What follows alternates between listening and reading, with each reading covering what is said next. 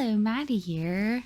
Thank you for coming back for another week, another book here on my channel. This week we're doing something a little bit different. We're going to be talking about books because, yes, but it's not going to be as much of a review because this week this is just one of them, but we're talking about the Colored Fairy books. They are a collection of books. I call them the Colored Fairy books because they're each a different colors. Like this is the red one, but there's like pink, purple, even like brown, orange, blue, green. There's all these colors, and each book is a collection of fairy tales. What I really like about them is there's lots of fairy tales we've heard over and over and over again. You have Cinderella, Beauty and the Beast, Snow White. These stories we've heard a million times over. These books are great because they do include some classic fairy tales. They also include maybe different tellings of classics, but they also include a lot of fairy tales you've probably never heard of. Because what's so cool about fairy tales is they come from all over the world. They come from so many different cultures. They come from centuries ago. They've been around for a really, really long time. And I feel like we've kind of got stuck in the rut of the same fairy tales being told to us and being retold to us, that we forget that there are so many others out there, and some are weird, some are great. You know, it's a little mixed bag of everything, but that's how stories kind of go. So this isn't you should necessarily read a specific book, but here's a whole selection of books for you to pick from, and you should read them if you're interested in fairy tales. They're really good. They're really interesting. I used to pick a random story when I was sitting in between classes if I didn't have much time, because some of them are as short as like 3 pages and some of them are like 20 or 30 pages. So they're great for kind of like, I'm sitting down, but like I don't have time to read a whole book or even a whole chapter, but I would like a little something to read. They're really, really great for that. And like I said, there's a whole bunch of these books.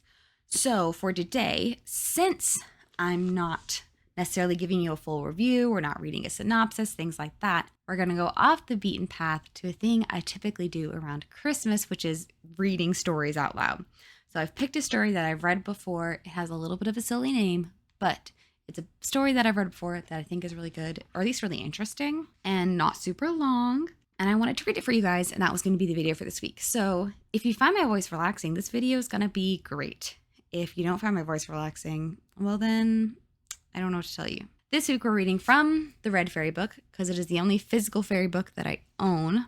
All the rest, whenever I read them, I stole them from my sister, which I feel like shouldn't be shocking, but I don't actually own them. So we're reading from the Red Fairy book, and it's called The Bushy Bride. Like I said, stick with me. Stick with me. It's going to be worth it, I promise. Well, hopefully. I think so. There was once on a time a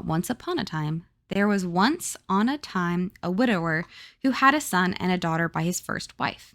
They were both good children and loved each other with all their hearts. After some time had gone by, the man married again, and he chose a widow with one daughter who was ugly and wicked, and her mother was ugly and wicked too. From the very day that the new wife came into the house, there was no peace for the men's children, and not a corner to be found where they could get any rest. So the boy thought the best thing he could do was to go out into the world and try to earn his own bread. When he had roamed about for some time, he came to the king's palace, where he obtained a place under the coachman. And very brisk and active he was, and the horses that he looked after were so fat and sleek that they shone again. But his sister, who was still at home, fared worse and worse. Both her stepmother and stepsister were always finding fault with her, whatsoever she did and whithersoever she went, and they scolded her and abused her so that she never had an hour's peace. They made her do all the hard work, and hard words fell on her lot early and late, but little enough food accompanied them. One day they sent her to the brook to fetch some water home, and an ugly, horrible head rose up out of the water and said, "Wash me, girl." "Yes, I will wash you with pleasure," said the girl, and began to wash and scrub the ugly face, but she couldn't help thinking that it was a very unpleasant piece of work. When she had done it, and done it well, another head rose up out of the water, and this one was uglier still. "Brush me, girl," said the head. "Yes, I will brush you with pleasure," said the girl, and set to work with the tangled hair, and as may be easily imagined, this too was by no means pleasant work. When she got it done, another and much more ugly and horrible-looking head rose up out of the water. "Kiss me, girl," said the head. "Yes, I will kiss you," said the man's daughter, and she did it. But she thought it was the worst bit of work that she had ever had to do in her life. So the heads all began to talk to each other and to ask what they should do for this girl who was so full of kindliness. She shall be the prettiest girl that ever was, and fair and bright as the sky, said the first head. Gold shall drop from her hair whenever she brushes it, said the second. Gold shall drop from her mouth whenever she speaks, said the third head. So when the man's daughter went home looking as beautiful and bright as day, the stepmother and daughter grew much more ill-tempered, and it was worse still when she began to talk, and they saw the golden coins dropped from her mouth. The stepmother fell into such a towering passion that she drove the man's daughter into the pigsty. She might stay there with her fine show of gold, the stepmother said, but she should not be permitted to set foot in the house. It was not long before the mother wanted her own daughter to go to the stream to fetch some water. When she got there with her pails, the first head rose up out of the water close to the bank. "Wash me, girl," it said. "Wash yourself," answered the woman's daughter. Then the second head appeared. "Brush me, girl," said the head. "Brush yourself," said the woman's daughter. So down it went to the bottom, and the third head came up. "Kiss me, girl," said the head. "As if I would kiss your ugly mouth," said the girl. So again, the heads talked together about what they should do for this girl who was so ill-tempered and full of her own importance. And they agreed that she should have a nose that was 4 ells long, and a jaw that was 3 ells, and a fir bush in the middle of her forehead, and every time she spoke, ashes should fall from her mouth. Pause to look up what ells is. So an ell is 1.25 yards, so it's 3 3/4 feet is 1 ell. Her nose was 4 ells. That's like 15 feet. Her jaw would be 3 ells, which is like 11, 12 feet. So I guess her jaw, like her chin, and then a fir bush in the middle of her forehead. That's rough. That's real rough. Okay, continuing. When she came back to the cottage door with her pails, she called to her mother who was inside. "Open the door. Open the door yourself, my own dear child," said the mother.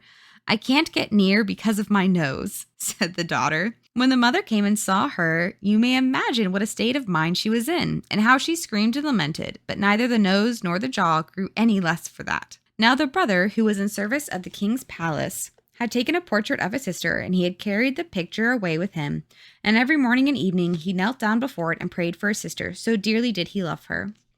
The other stable boys had heard him doing this, so they peeped through the keyhole into his room and saw that he was kneeling there before a picture. So they told everyone that every morning and evening the youth knelt down and prayed to an idol which he had.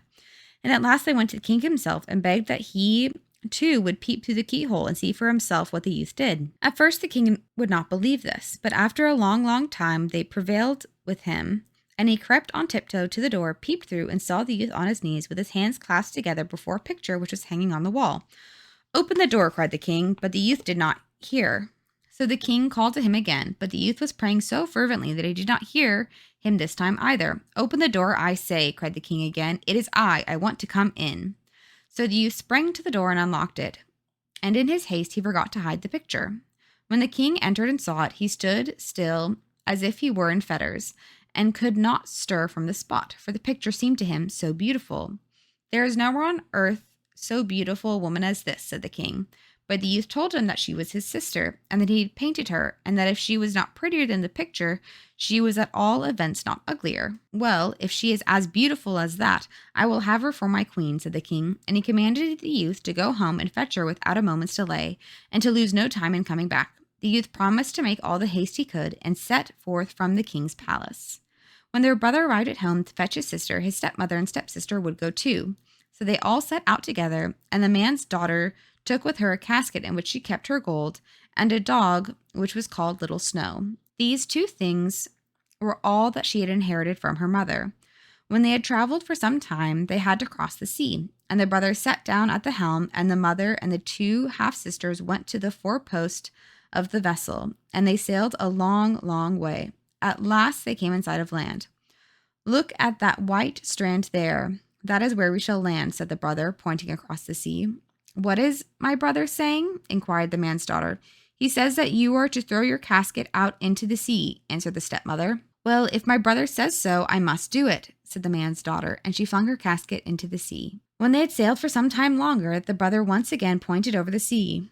"There you may see the palace to which we are bound," he said. "What is my brother saying?" asked the man's daughter. "Now he says that you are to throw your dog into the sea," answered the stepmother. The man's daughter wept and was sorely troubled, for Little Snow was the dearest thing she had on earth. But at last she threw him overboard. "If my brother says that I must do it, but heaven knows how unwilling I am to throw thee out, Little Snow," said she. So they sailed onward a little way further. There mayest thou see the king coming out to meet thee, said the brother, pointing to the seashore. What is my brother saying? Asked his sister again. Now he says that you are to make haste and throw yourself overboard, answered the stepmother. She wept and she wailed, but as her brother had said that, she thought she must do it.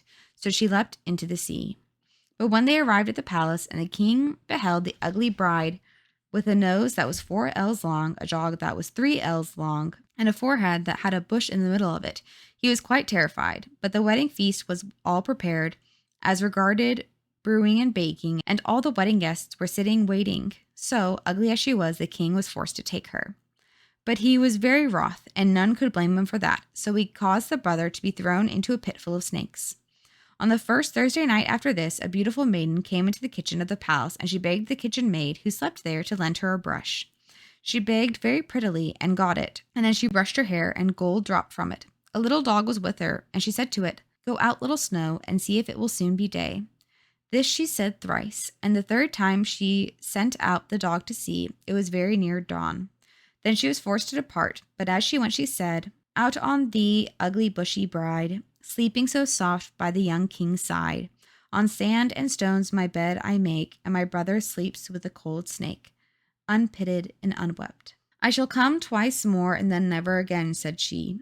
In the morning the kitchen maid related what she had seen and heard, and the king said that next Thursday night he himself would watch in the kitchen and see if there were trouble. And when it had begun to grow dark, he went out into the kitchen to the girl. And though he rubbed his eyes and did everything he could to keep himself awake, it was all in vain, for the bushy bride crooned and sang till his eyes were fast closed, and when the beautiful young maiden came, he was sound asleep and snoring. This time also, as before, she borrowed a brush and brushed her hair with it, and the gold dropped down as she did it. And again she sent the dog out 3 times, and when day dawned she departed. But as she was going, she said, as she had said before, I shall come once more, and then never again.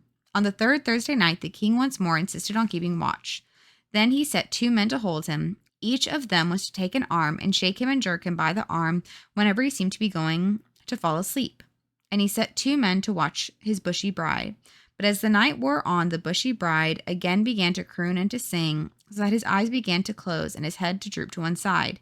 Then came the lovely maiden and got the brush and brushed her hair till the gold dropped from it. And then she sent her little Snow out to see if it were soon to be day. And this she did 3 times. The third time it was just beginning to grow light, and she said, Out on thee, ugly bushy bride, sleeping so soft by the young king's side. On sand and stones my bed I make, and my brother sleeps with a cold snake, unpitied and unwept. So I shall never come again, she said. And then she turned to go, but the 2 men who were holding the king by the arms seized his hands and forced a knife into his grasp, and then made him cut her little finger just enough to make it bleed. Thus the true bride was freed. The king then awoke, and she told him all that had taken place, and our stepmother and stepsister had betrayed her. Then the brother was at once taken out of the snake pit. The snakes had never touched him, and the stepmother and stepsister were flung down into it instead of him. No one could tell how delighted the king was to be rid of that hideous bushy bride, and to get a queen who was bright and beautiful as day itself. And now the real wedding was held, and held in such a way that it was heard of and spoke about all over 7 kingdoms. The king and his bride drove to church, and little Snow was in the carriage too. When the blessing was given, they went home again, and after that, I saw no more of them. There's even like some illustrations. So this has a picture of the king cutting her finger, and at the beginning it had a picture of the 3 heads and when she was completing the tasks. So that was The Bushy Bride, which is just one of the many stories in the Red Fairy book. It's fun and it's interesting and a little weird, but it's just a little idea of kind of the things that you can open yourself up to when you find these sorts of collections, because they exist and they're out there and they're cool and they're fun and worth reading. Because like I said, sometimes you don't have time to read a whole book or even a whole chapter. But that story was, I think, like 7 pages long. But there were ones, like I said, even shorter in here and ones that are even longer. So depending on if you're commuting or like me, you were sitting between classes, whatever that your life may look like, there's always a little bit of time for a fairy tale. That's what I have for you for this week. I hope you enjoyed this little bit of a different video, and I'll see you next time. And with all of that, I hope you have a great rest of your day. I hope you have a great night, great week, great weekend, great month, great year. I hope you have all the greats because you're truly worthy and deserving of them. So until next time. 再见，拜。